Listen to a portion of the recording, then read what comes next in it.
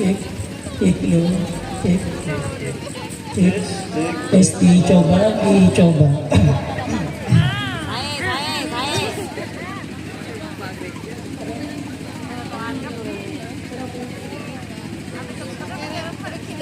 Bismillahirrahmanirrahim. Uhanni'ukum bihadas salam. Faman ajabahu fahuwa min ibadillahil malikil alam. Usallimukum taslima salima. Salamun alaikum wa alaina salam. Salamun ilaikum wa ilaina salam. Fasalamun ala man raddas salam. Fassalamu alaikum wa rahmatullahi wa barakatuh.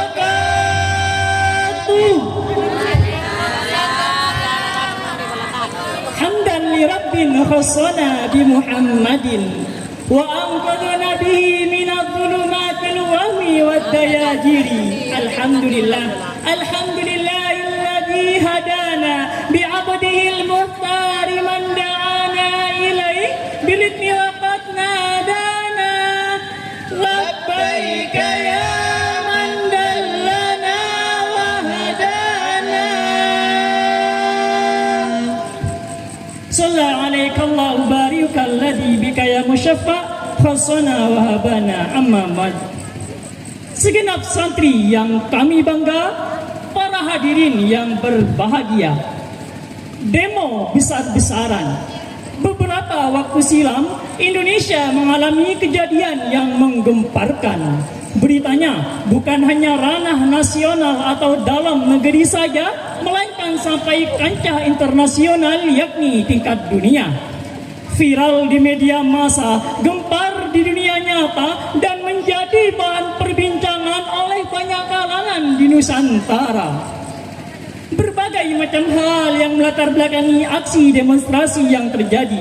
Di antaranya gaji DPR yang fantastis padahal kinerjanya entah bagaimana, harga kebutuhan-kebutuhan pokok yang melonjak tinggi, akses pendidikan dan kesehatan yang semakin sulit dan mahal, serta kenaikan tarif pajak di sebagian daerah yang mencapai 200%. Sekali lagi kami ulangi, 200%, yang mana dalam ilmu matematika, andai kata gaji kita 1 juta, maka pajaknya 2 juta. Coba pikir, di mana akal sehat dan hati nuraninya? Akibat aksi demonstrasi tersebut, banyak warga yang dirugikan. Suasana menjadi mencekam, Lingkungan jadi berantakan. gedung-gedung dan sebagian rumah kebakaran. Tak sedikit kalangan masyarakat tewas mengenaskan. Darah-darah berceceran, bahkan manusia tak bersalah pun turut menjadi korban. Belum lagi berbagai kabar duka dan berita kontroversi yang turut menyelimuti atmosfer negeri Ibu Pertiwi. Seperti yang terjadi baru-baru ini, robohnya sebuah masjid di Pondok Pesantren Al-Ghazini, pencemaran nama baik yang dilakukan oleh salah satu channel televisi, kasus korupsi di berbagai bidang dengan beragam nominal yang semakin marak terjadi, serta berita kontroversi lainnya yang bila mana akan disebutkan semuanya satu persatu secara rinci, maka niscaya penampilan kami tak akan selesai sampai besok pagi. Namun hadirin, marilah kita sejenak rehat dari hiruk pikuk dan kalang kabutnya kondisi negara kita saat ini. Marilah kita bersama-sama mengenang beberapa hal yang bisa membuat kita kembali bangga terhadap negara Indonesia. Dan di antara beberapa aspek tersebut, yakni terkait keberagaman suku, keanekaragaman budaya, serta kekayaan ekosistem alam yang dimilikinya. Maka dengan ini tergugahlah hati kami bertiga untuk membawakan sebuah syarahan Al-Quran yang bertemakan kondisi alam negara Indonesia, sang bumi pertiwi di Nusantara. Apa kabar para pemuda Indonesia? Salam satu nusa, Salam satu bangsa. bangsa. Salam satu bahasa. Selamat datang di negara Indonesia, negeri yang tanahnya subur. Rakyatnya makmur-makmur. Dari barat sampai timur. Para pemuda Indonesia, patutlah kita bangga menjadi warga negara Indonesia. Beragam suku, bermacam budaya, berdiri di atas tanah negeri Ibu Pertiwi. Orang Sunda bilang kumaha damang, Orang Jawa bilang piye kabare. Orang Madura bilang dermah kabar. orang Makassar bilang apa kareba. Itu merupakan ragam bahasa. Indonesia juga menjadi negara yang menarik karena budayanya asyik-asyik.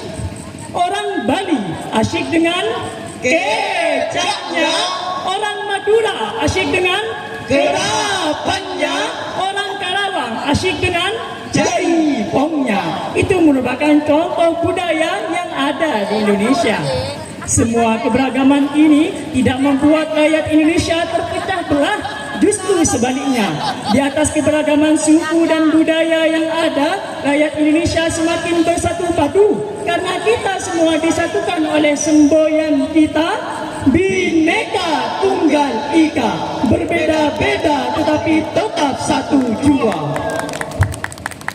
Indonesia juga merupakan negara yang kaya dan istimewa. Selain tepat berdiri di atas garis khatulistiwa, Indonesia juga merupakan negara agraris, yakni negara yang berkecimpung dalam sektor pertanian, juga merupakan negara maritim, yakni negara yang berkecimpung dalam sektor perlautan.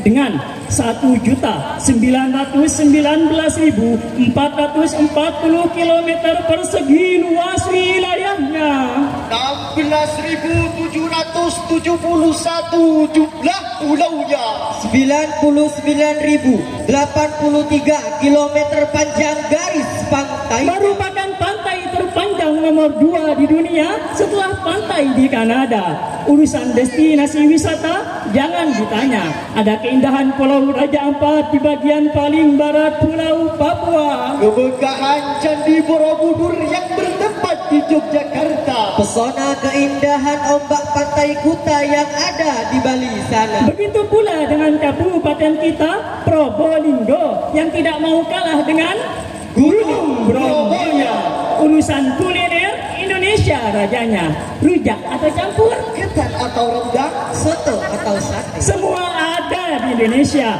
Dan bukan hanya itu saja para hadirin, dahulu kala Indonesia juga sempat dijuluki sebagai paru-paru dunia karena kawasan hutan hujan tropis sangat luas yang dimilikinya memiliki kontribusi besar bagi dunia yang berperan penting dalam menghasilkan oksigen atau O2 serta menyerap karbon dioksida.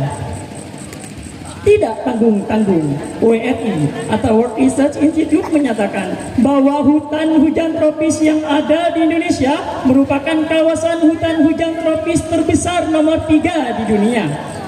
Pada saat itu, Indonesia masih memiliki ekosistem alam yang sangat asri yang bisa membuat siapa saja terpukau melihatnya.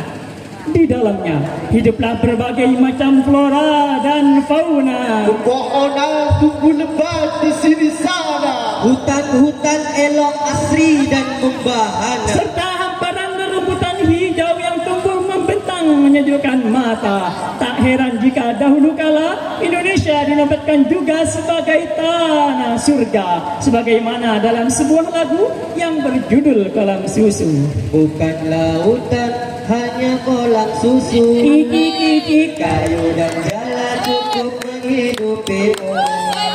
Tiada badai, tiada bahkan kau temui.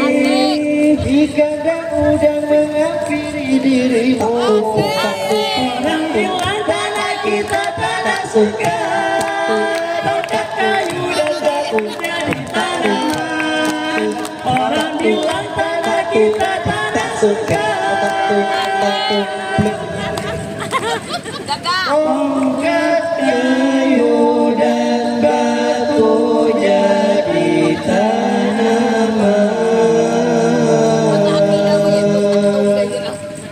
Namun hadirin, sayang sangat disayangkan julukan negara Indonesia sebagai paru-paru dunia kini kini telah lenyap seakan-akan sudah tak ada.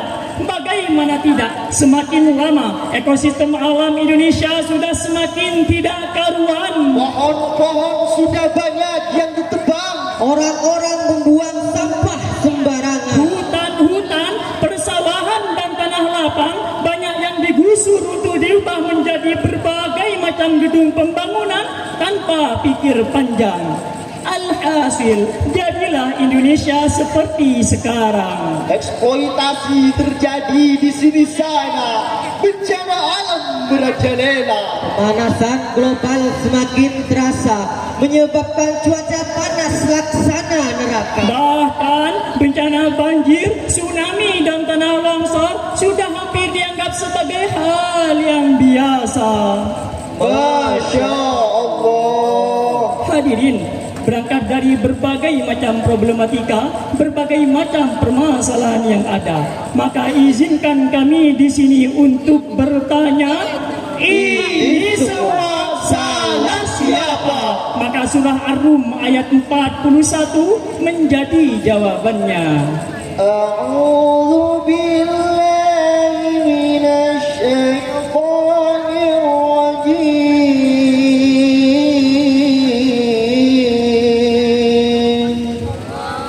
Bismillahirrahmanirrahim. Aku berlindung kepada dari godaan setan-setan yang terkutuk dengan menyebut asma Allah yang maha pengasih lagi maha penyayang. ظهر الفساد في البر والبحر بما كسبت أيدي الناس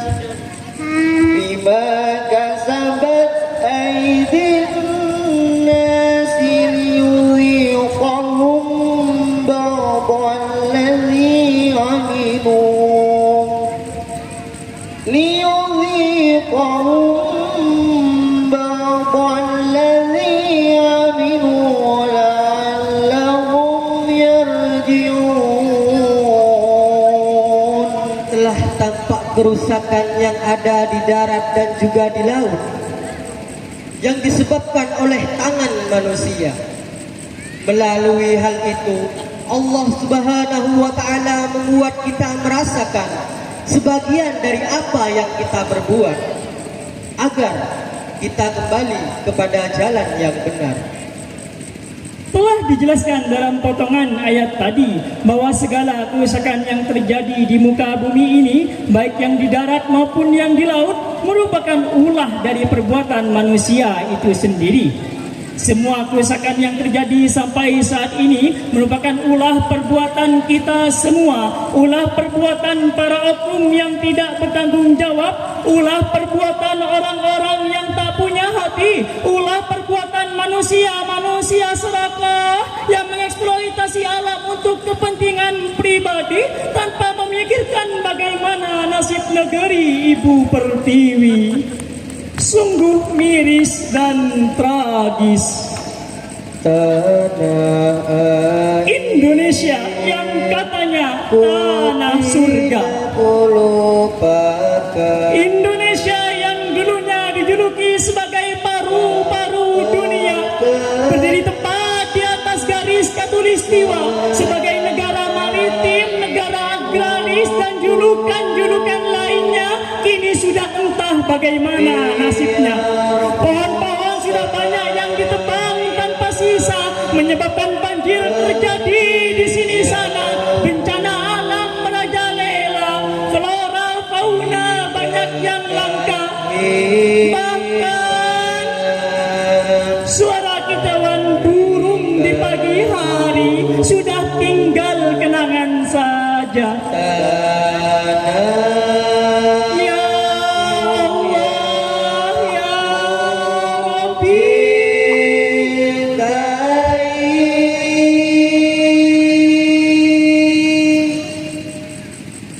selamatkanlah negeri Ibu Pertiwi.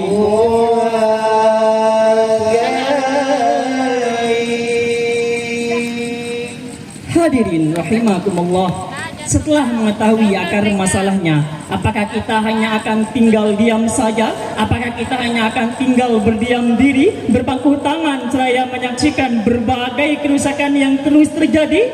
Tentu tidak, para hadirin. Kita harus berevolusi, kita harus adakan perubahan untuk menjadi lebih baik. Seperti kata Iwan Fals, bongkar kebiasaan lama, karena Allah tidak akan mengubah ini semua kecuali kita sendiri yang mengubahnya, sesuai dengan firman Allah Subhanahu wa taala dalam surah Ar-Ra'd ayat 11 yang bunyinya, lahu aqibatum min baini yadayhi wa min khalfihi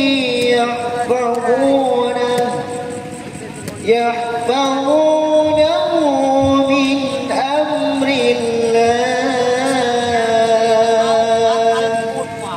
Inna Allah la yughayyiru ma biqawmin hatta yughayyiru ma bi anfusihim. Wa idza arada Allah biqawmin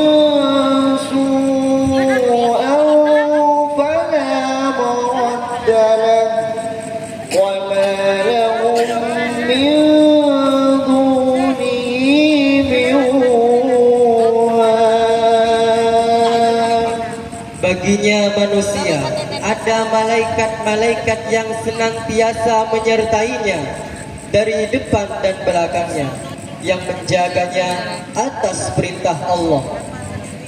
Sesungguhnya Allah Subhanahu wa ta'ala tidak akan mengubah keadaan suatu kaum sebelum mereka mengubah apa yang ada pada diri mereka.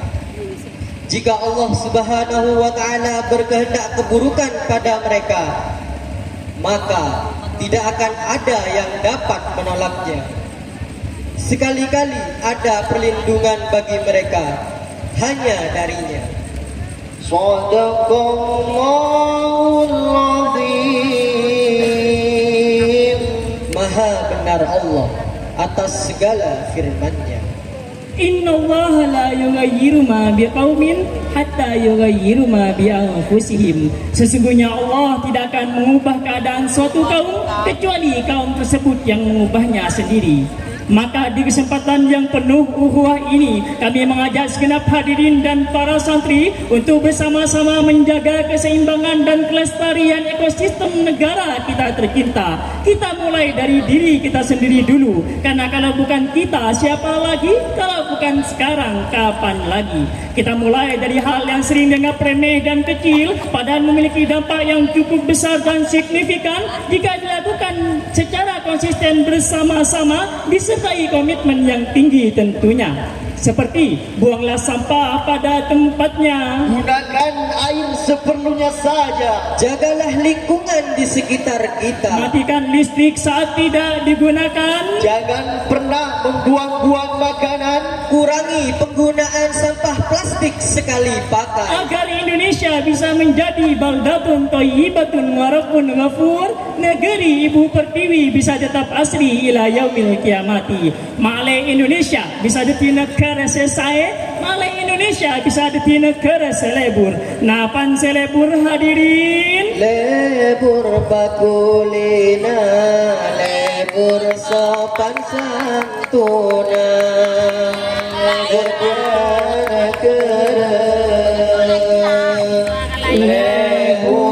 dekasa teja.